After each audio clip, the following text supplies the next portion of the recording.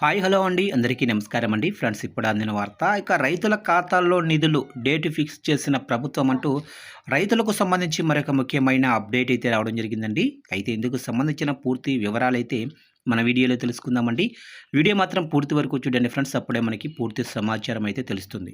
Late చేయకుండా టాపిక్లోకి వెళ్ళిపోదాము. ఇక తెలంగాణ రైతులకు రేవంత్ సర్కార్ గుడ్ న్యూస్ అయితే తెలిపింది. రైతు భరోసా పథకం ద్వారా ప్రతి ఏడాది ఎకరానికి 12,000 చొప్పున అందిస్తున్న విషయం తెలిసిందే. ఇక వీటిని 2 విడతలుగా అందిస్తుంది. ఈ ఏడాదికి సంబంధించి ఇటీవల వీటిని విడతల వారీగా రైతులకు అందిస్తూ వస్తుంది. ఇక 3 విడతలుగా వీటిని పంపిణీ చేస్తుంది.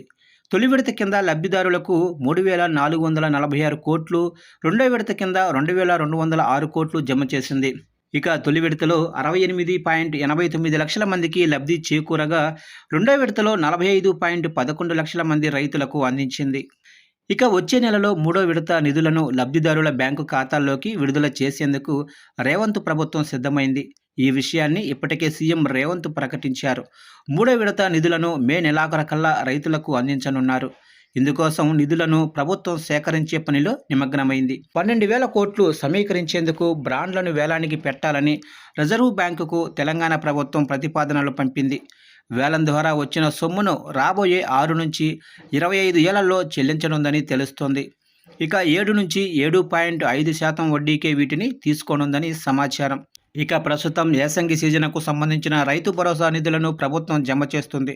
తొలి విడతగా ఎకరం భూమికి 6,000 చొప్పున అందించారు. ఆ తర్వాత రెండో విడత కింద మరికొంత భూమికి జమ చేయగా, మూడో విడతలో మొత్తం భూమికి అందించనుంది.